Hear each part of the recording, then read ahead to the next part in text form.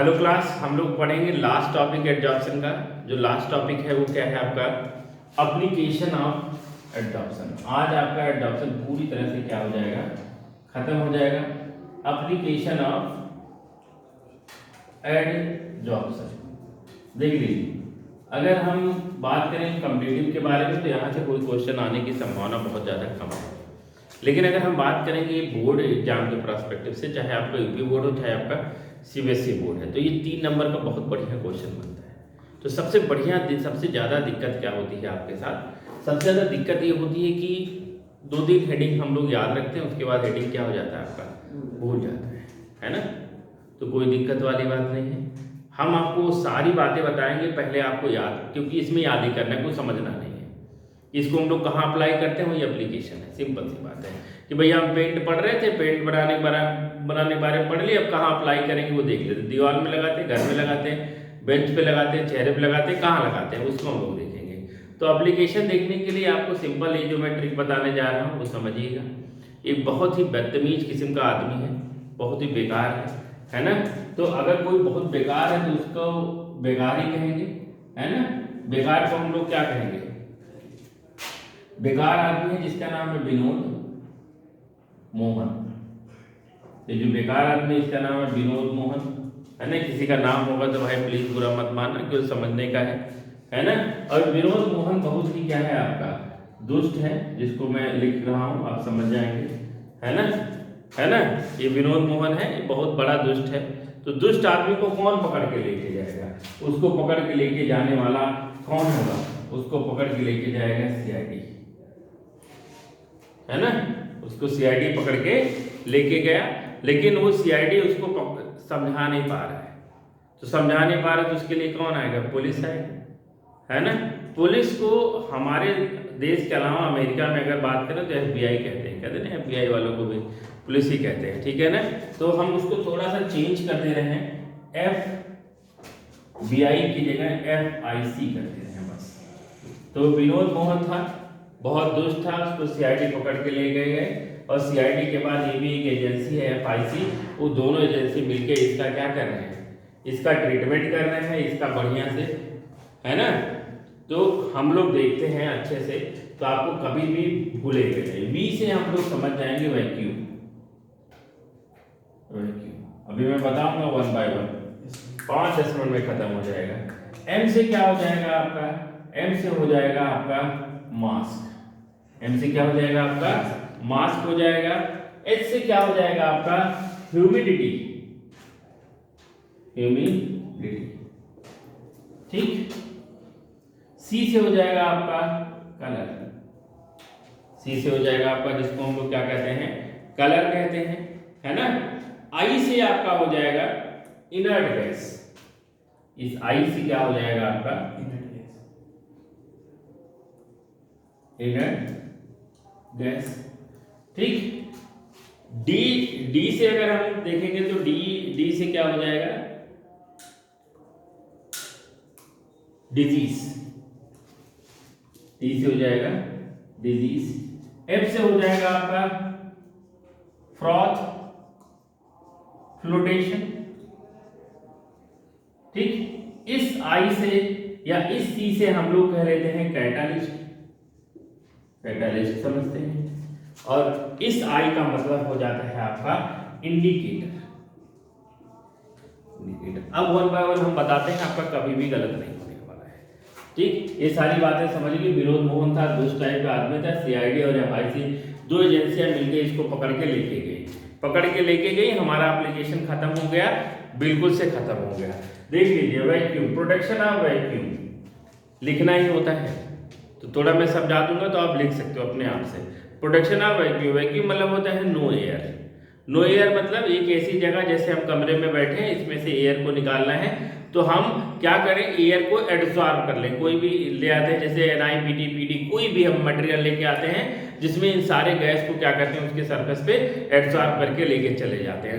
Gas को absorb करने के बावजूद भी बहुत सारे फाइन पार्टिकल्स होते हैं जो हमारे रूम में अभी भी बचे हुए हैं। उस फाइन पार्टिकल को हम लोग क्या करेंगे, उस फाइन पार्टिकल को भी एडजॉर्प्शन मैकेनिज्म से हम लोग क्या करेंगे, रिमूव करेंगे और एक आपका हाई वैक्यूम एरिया क्या करेंगे हम लोग क्रिएट करेंगे। तो अगर आपसे पूछा जाए कि हाई वैक्यूम एरिया मतलब कभी भी किसी भी तरीके से कोई भी पार्टिकल वहां रह न जाए, तो उस पार्टिकल को रिमूव करने के लिए जो टेक्नोलॉजी है, जो मेथड यूज करते हैं, वो मेथड कोई और नहीं, वो मेथड क्या है आपका एडजॉर्प्शन है। तो एडजॉर्प्शन के थ्रू हाई वैक्यूम हम लोग किसी रूम में किसी जगह क्या कर सकते हैं, क्रिएट कर सकते हैं। तो होपफुली ये बात आपको समझ में आई कि नहीं समझ में आई, आ गई।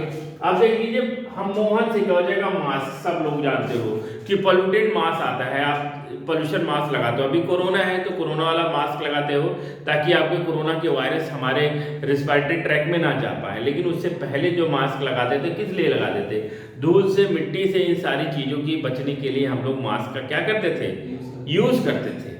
तो मास्क में एक्टिवेटेड चारकोल होता था। एक्टिवेटेड चारकोल मैंने बता रखा है कैसे बनता है, और जिसको नहीं पता है वो समझ जाए, सिंपल, कुछ करते नहीं है। इसी जो वैक्यूम क्रिएट किए उसी वैक्यूम में हम ले जाके चारकोल को जला देंगे और जलाने के बाद आपका डिसऑर्प्शन हो जाएगा। डिसऑर्प्शन के बाद आपको जो मिलेगा चारकोल वो पूरी तरह से रिएक्टिव एक्टिव चारकोल होगा, और उसी एक्टिव चारकोल को हम लोग क्या करते हैं, मास्क के ऊपर लगाते हैं।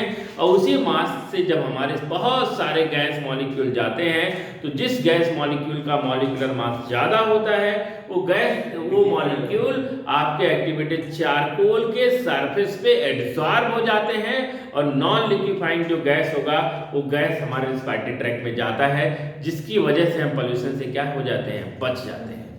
तो हाई मॉलिक्यूलर मास वाले गैस जैसे कार्बन डाइऑक्साइड हो गया, सल्फर डाइऑक्साइड हो गया, नाइट्रोजन डाइऑक्साइड हो गया, सल्फर ट्राइऑक्साइड हो गया, इन सब गैस के मॉलिक्यूलर मास ज्यादा होते हैं। और आप सबको पता है कि इस सब गैस आपके पोल्यूशन कॉज करते हैं।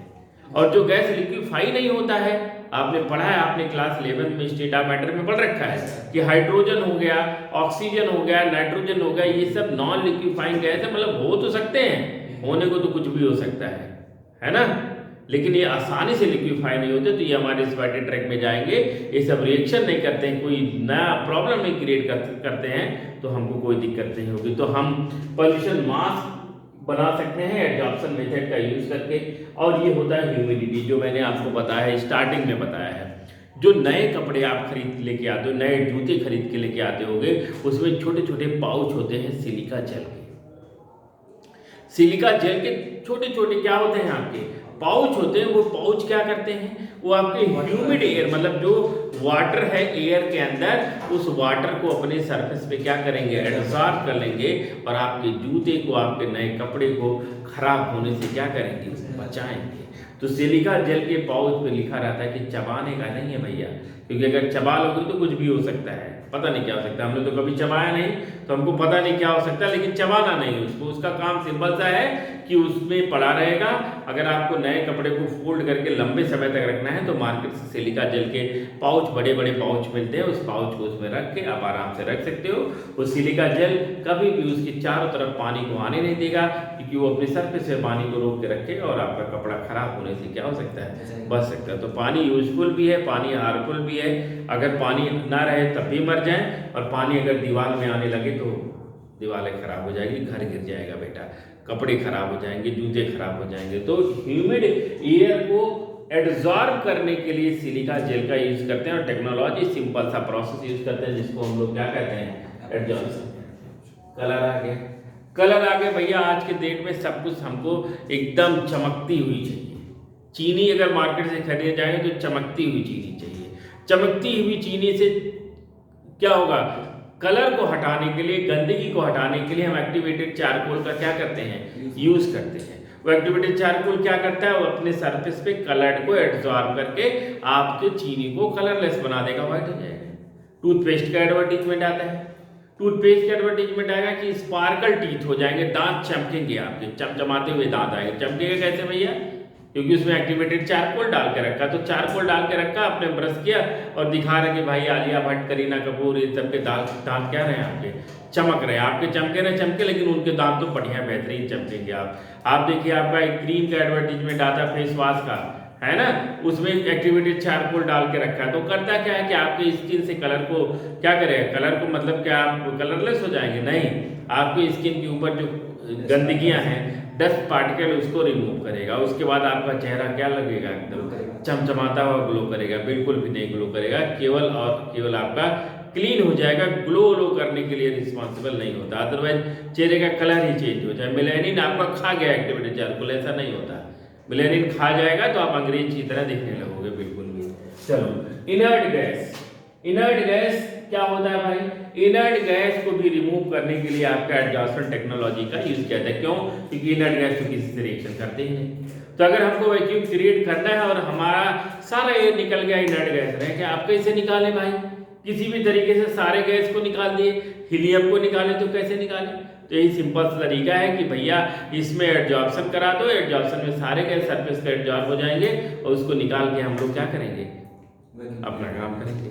ठीक, डिजीज को क्योर करने के लिए बहुत ज्यादा इंपॉर्टेंट है, कोई भी आपके घर में अगर क्या खा ले, जहर खा ले, गलत बात है जहर खाना बेटा, लेकिन फिर भी अगर कोई जहर खा लेता है तो क्या करिए, कोयला ले आइए, कोयला वोयला उसको जबरदस्ती ठूठ उसको खिला दिए, दो काम होगा, उस कोयला दो काम करेगा। पहला काम करेगा कि भैया अगर नहीं खा पाए तो उल्टी कर दिए, तब भी ठीक है, अच्छी बात है, सारा पॉइजनस सब्सटेंस बाहर निकल आया तो ये पॉइजन का इफेक्ट कम हो जाएगा, मरने से आपको बचाया जा सकता है, पहला काम।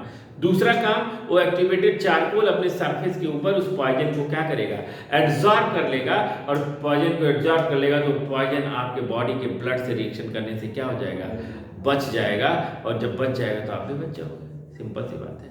तो बहुत सारी बीमारियां हैं, यही तो मैंने पॉइजन बताया कि पॉइजन कोई बीमारी नहीं है, लेकिन फिर भी बहुत सारी ऐसी बीमारी हैं जो हमारे अंदर इंटेस्टाइनल ट्रैक्ट में, स्टमक में होती हैं, जहां आपको किसी भी सब्सटेंस को निकालने के लिए एडजॉर्प्शन प्रोसेस का क्या किया जाता है, आपका यूज किया जाता है। फ्रोथ फ्लोटेशन प्रोसेस, आपको ये चैप्टर पढ़ना नहीं है, बिल्कुल नहीं पढ़ना है फ्रोथ फ्लोटेशन प्रोसेस, मैं फिर भी थोड़ा सा बता देता हूँ। ये चैप्टर है आपका metallurgy, principle of extraction of metals, है ना, आपको ओर से मेटल निकालना होता है।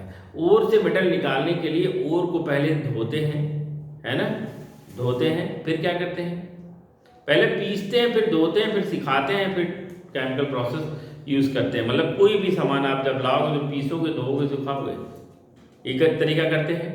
तो जब हम धुलेंगे तो पानी से धुलेंगे, या अगर कुछ ऐसे सब्सटेंस होंगे जिसको ऑयल से किया जाएगा।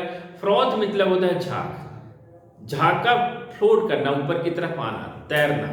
तो अगर हम कुछ ऐसा सब्सटेंस उसके अंदर मिला देंगे जिसकी वजह से आपका जो फ्रॉथ बने, उसके अंदर जो गंदगी हो, जो ऐसी चीजें हो जिसको हम निकालना चाहते हैं, तो सब्सटेंस के ऊपर एब्जॉर्ब हो जाए और आसानी से उसको हम इम्प्योरिटी को क्या कर सकें, और से अलग कर सकें। तो froth flotation process one of the method है। इंडिकेटर भी आता है, इसी तरीके से हम एब्जॉर्प्शन का यूज क्या करते हैं, इंडिकेटर बनाने में करते हैं या इंडिकेटर को हटाने में करते हैं, दोनों जगह हम एब्जॉर्प्शन का यूज कर सकते हैं। कैटालिस्ट आपने पढ़ा होगा, ये क्लास 10 से पढ़ते आ रहे हो। हाइड्रोजनेशन, हेट्रोजेनस कैटालिस्ट, हेट्रोजेनस मतलब होता है जब कैटालिस्ट और जो आपका रिएक्टेंट हो या आपका जो कैटालिस्ट हो, उन दोनों का फेज एक दूसरे से अलग हो, तो उसको हेट्रोजेनस कहते हैं। मतलब जैसे NiPT ले लिया, ये सॉलिड है, उसके ऊपर जो गैस एब्जॉर्ब करा रहे हैं वो गैस कौन है, आपका हाइड्रोजन गैस है। तो गैसियस फेज में आपका रिएक्टेंट है और कैटालिस्ट क्या है, आपका सॉलिड फेज में है, तो हेट्रोजेनस हुआ कि नहीं हुआ।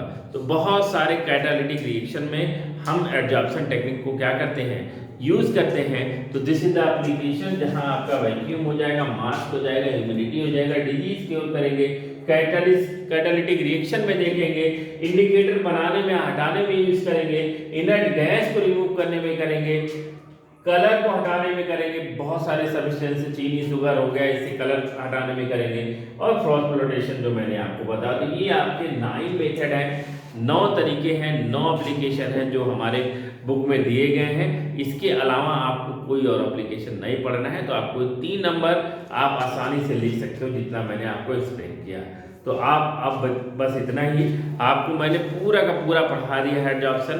सारे लेक्चर को आप एक बार देखिए, रिवाइज करिए, कोई प्रॉब्लम हो तो कमेंट बॉक्स में जरूर लिखिएगा। अगला मैं टॉपिक पढ़ाऊंगा जो आपका है कोलाइडल सॉल्यूशन। तब तक के लिए थैंक यू वेरी मच।